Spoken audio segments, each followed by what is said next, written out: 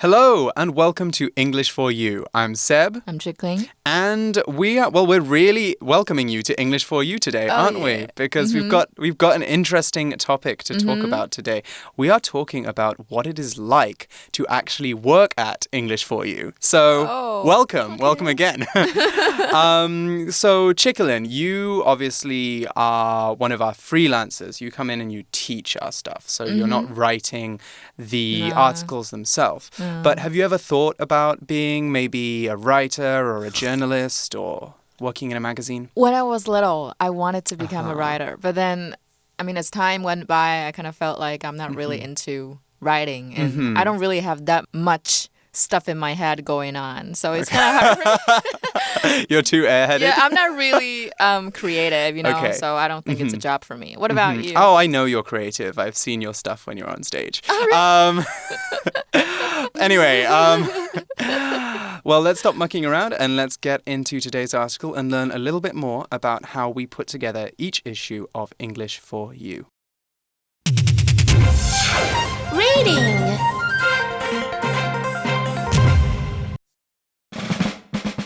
Behind the scenes of a magazine. How our ideas get onto the printed page. All of us at English for You love helping you learn the language. Writing articles might seem easy, but it's a complex process. We must think of topics that will get your attention and be fun to read. Then we have to make sure our ideas are written at the right level of English. At the same time, we try to challenge you with new words and grammar patterns. How do we do it? All the editors have a monthly meeting to discuss different ideas. These are based on events we've read about in the news. Sometimes we also suggest topics based on interesting things we know about. Then we vote to choose the best 12 or 13 topics for each issue of the magazine. After this, we assign the topics to our foreign editors. They are all native speakers of English. Our current foreign editors come from the US, the UK, and Canada. Once they put the finishing touches on their articles, the hard work begins. Okay, so our article begins like this. All of us at English for You love helping you learn the language. Okay, that's true. We're all working for this magazine because we really like writing and we really like teaching people about English. Writing articles might seem easy, but it's a complex process. Definitely is a complex process. There's always more steps to each article we put out than you think. The article says, we must think of topics that will get your attention and be fun to read. Right, it's very important that we think of the right topics for our articles. Now, a topic is a noun, and a topic is something that we talk about or something that we write about. If Chickling and I are talking about the weather, how much it's raining, for example, then the weather is our topic of conversation. We could also say that it is our subject or the subject of our conversation. We can also use topic in phrases too. For example, if Chickling and I are talking about the weather, we're still talking about the weather, and I ask Chickling what she thinks the weather might be like tomorrow, but then she starts talking about some shoes she just bought, then I could say that Chickling has gone off topic. She's gone off topic. She's started talking about something that our conversation wasn't originally about. I feel like Chickling probably goes off topic quite a lot, right? Yeah, I think I do sometimes. At least in our little chats before recording. Okay, let's look at our example sentence for topic before we move on. The topic of today's class is Taiwanese history, so please take out your history books and turn to page 4. That's an example of topic we might hear a lot in school. 所以 English for You 的每个人都很喜欢帮助你们学英文哦。那么写文章看似简单，不过其实过程是很繁复的。这边我们出现的 topic 就是主题或者是论题的意思。And words that are often used in combination with topic are controversial, complex 或者是 broad， 所以像是有争议性的话题。或者是复杂的话题，或者是广泛的话题，所以你就可以造一个句子说 I always avoid talking about controversial topics when I'm with my friends.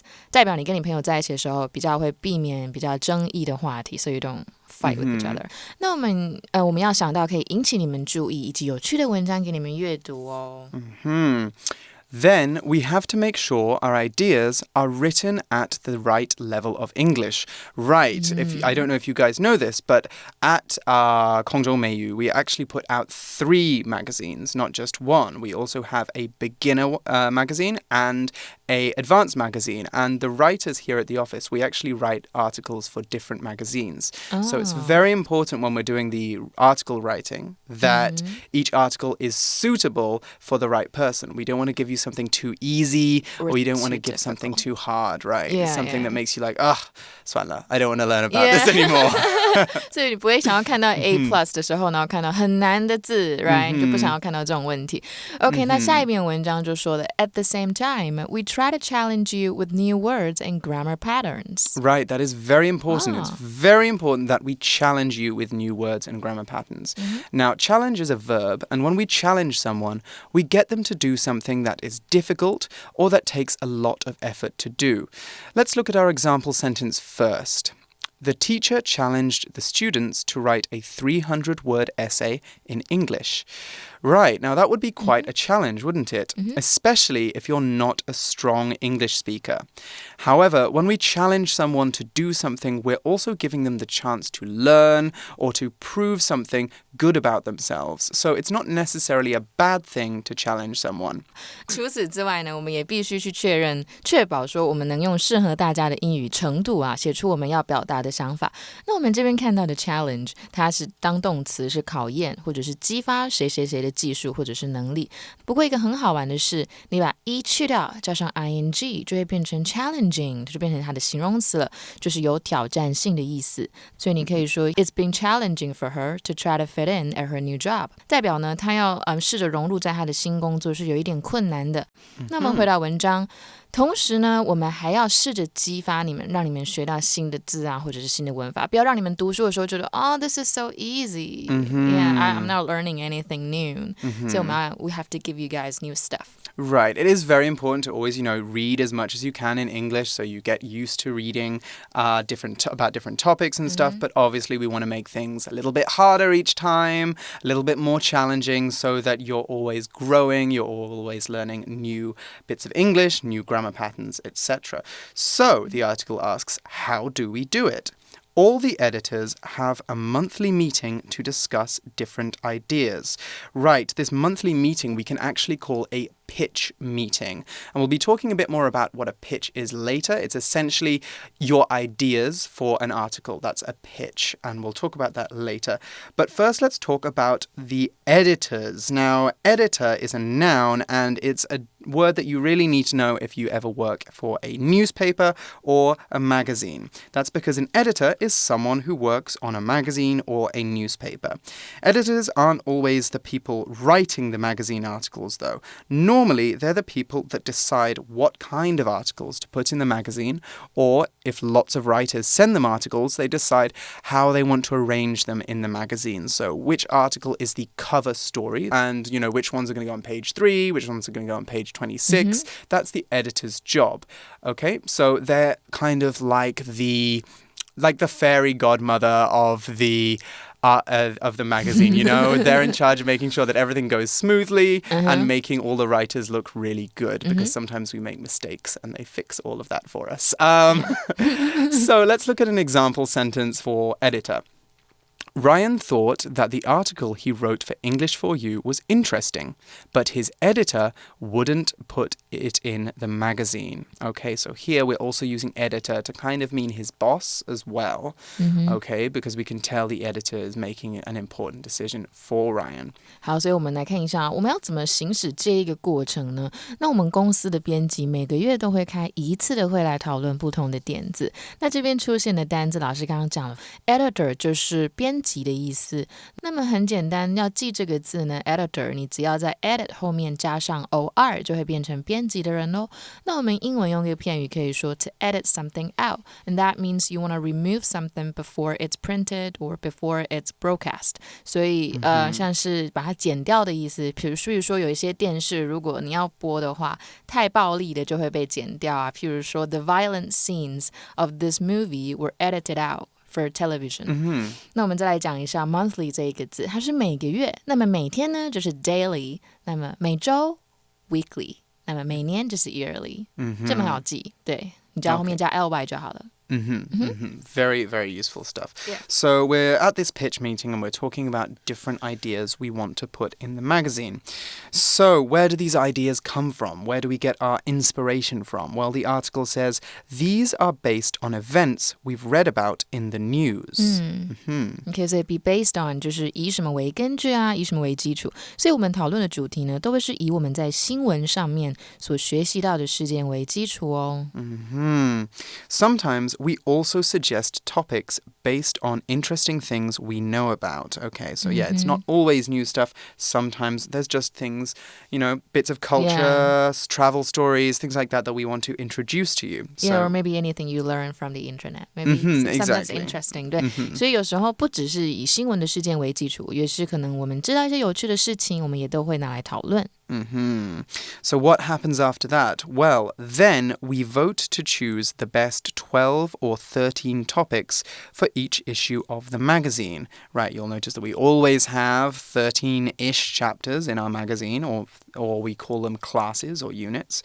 So we vote to decide which ones are going to go in the magazine.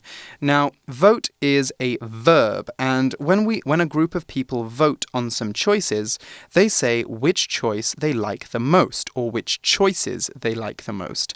The most common situation we use vote for is in elections. That's the time when a country decides who the next leader should be. At that time, everyone goes to vote for the person they like most. The person who receives the most votes, vote can also be a noun, becomes president. So lots of people voted for Tsai Ing-wen in the last election, and that's why she is president now. We can also use vote for less formal stuff, like deciding which restaurant to eat at or where we want to go on vacation. That's because it's a very fair way of making decisions, because the decision you make is the one that the most people say they want to do. Okay, so let's look at an example sentence now of when voting doesn't always work out. John voted to go to the beach on Saturday, but all his friends voted to go to the pool instead. So that's what they did. Oh, poor John. Maybe John wasn't so happy about that decision. 所以 vote 这边是投票的意思，我对什么进行表决。所以在这边之后，我们就会投票表决12到13个最好的主题。那我们这边看到投给谁赞成或不赞成，我们英文就可以用 to vote for or to vote against something or someone。所以你造一个句子就可以说 Did she vote for or against a policy？ 她是赞成还是不赞成那个政策啊？ Or vote 老师刚刚提到了，也可以当名词哦。我们就可以说去投票 to cast someone's vote for something or someone。所以你可以说 He cast his vote for the candidate he trusts。Exactly. So we also saw another vocab word that we need to look at here, magazine. Now, magazine is a noun, and you might have an idea about what a magazine is by now, because we're talking all about magazines today. But if you don't know, then take a look down at your desks right now. Do you see that glossy book with English for You written on it? That really beautiful piece of material you have in front of you? That is a magazine. A magazine is like a little book full of stories and news and articles and sometimes photos that gets published regularly, but less often than a newspaper. That's a 报纸. They also sometimes normally have a different material that they're made out of. Newspapers are more kind of like a low quality paper, and magazines are often this kind of glossy, shiny paper that feels really nice. So magazines can be published every week, every month, or every year, which Chicklin just told us would be weekly, monthly, or for every year we could also say annually. They're always full of articles too. An article is basically a short passage of writing that tells a story or reports something, like the article we are discussing now. Now let's look at an example sentence. Glenn flipped through the magazine, looking at the pictures, but not really reading the stories. Okay, so he's flipping through. When we flip through something, it's like 翻页, right? Yeah, You're just turning the pages, but just doing it very quickly. Yeah. We're not reading things in depth. No. 对，就是翻一翻而已，没有特别在看。那么我们来看一下这个字 magazine， 它就是杂志或者是期刊。那我们刚刚更前面有看到 issue 这个字，这边是当名词哦，它是有报章杂志的一个号、一个版或一期的意思，所以这边指的就是杂志的每一期。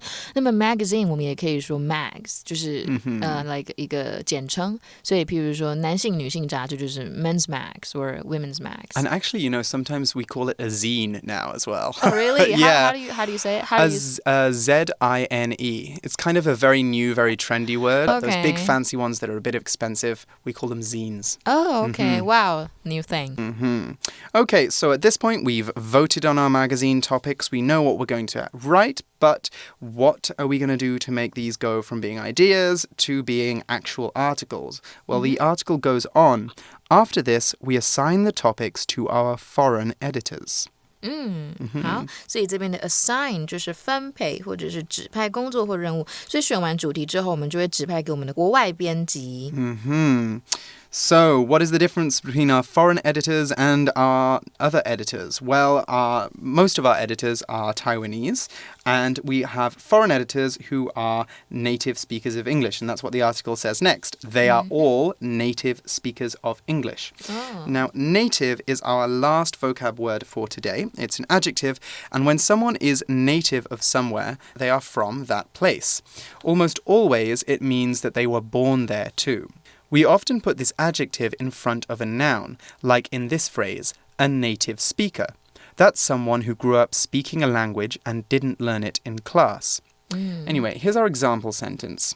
My native language is Chinese, but I also speak Japanese and Korean. 所以它这个 native 就是当地出生或土生土长，这边是当形容词。那么老师刚刚有讲到母语人士就是 native speaker。那么其实老师刚刚提到的例句，那个 native language 我们也可以变成 native tongue 或者是 mother tongue 都是可以的。所以我可以说 Taiwanese is my native tongue， 那代表说台语是我的母语。那我们的外国编辑其实都是英语母语人士哦。那 native can be a noun too， 所以可以说 he is a native of Japan， 他是日本人。Okay, so what else do we learn about our foreign editors? Well, the article says our current foreign editors come from the US, the UK, and Canada. And we know which ones are the most important. Obviously, the British ones are the ones that are most valuable to the magazine, and I definitely don't have a bias when I say that.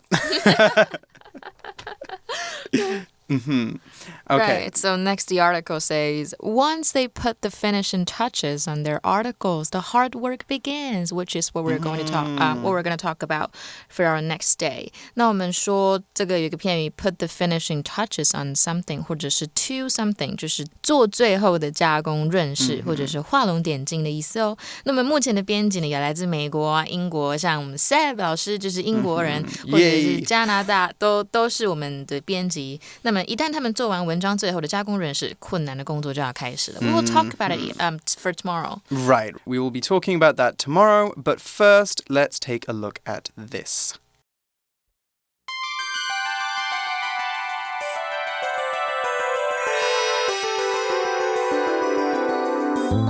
For you chat.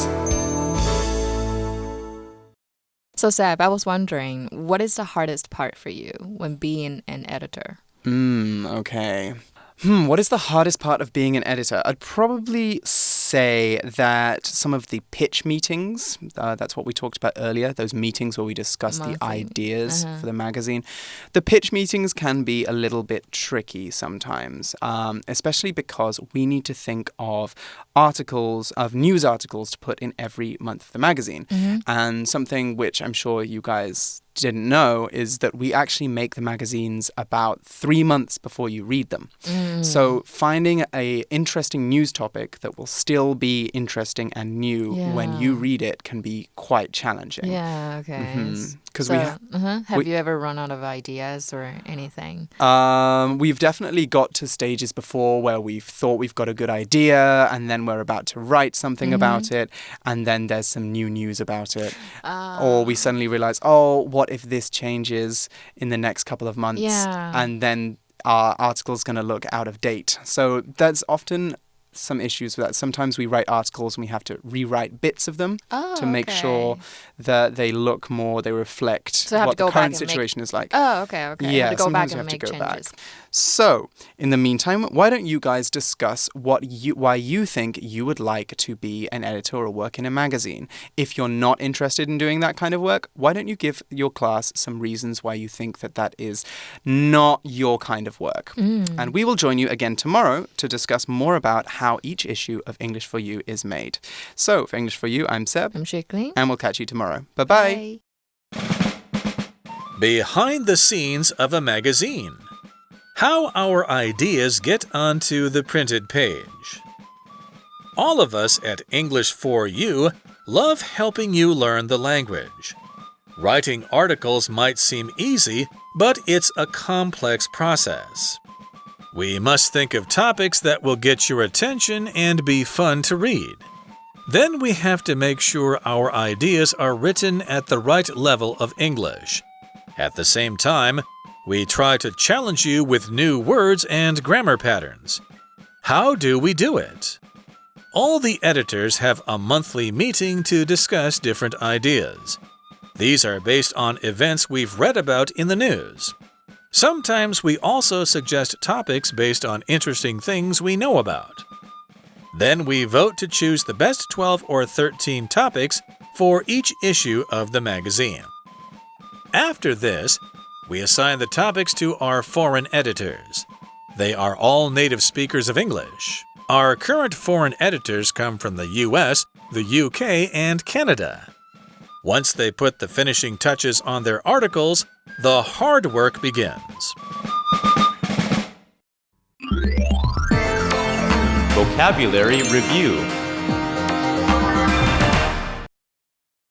Topic. Johnny is always talking about airplanes. Flying seems to be his favorite conversation topic.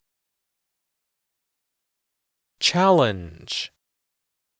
The swimming coach challenged the team to swim around the pool 10 times.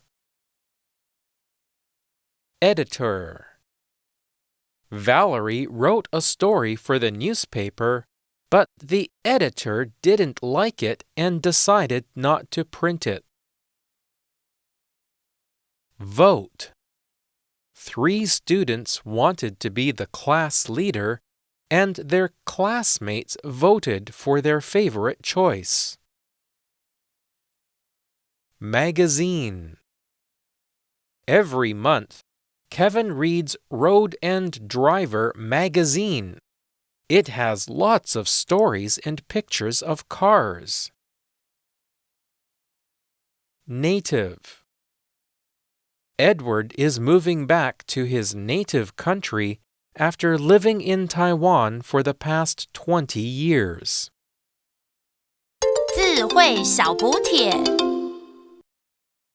Monthly. Issue.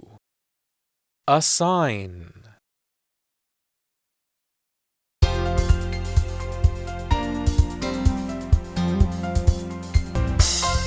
以上节目是由活用空中美语制作，活用空中美语杂志，请洽询全国各大书店。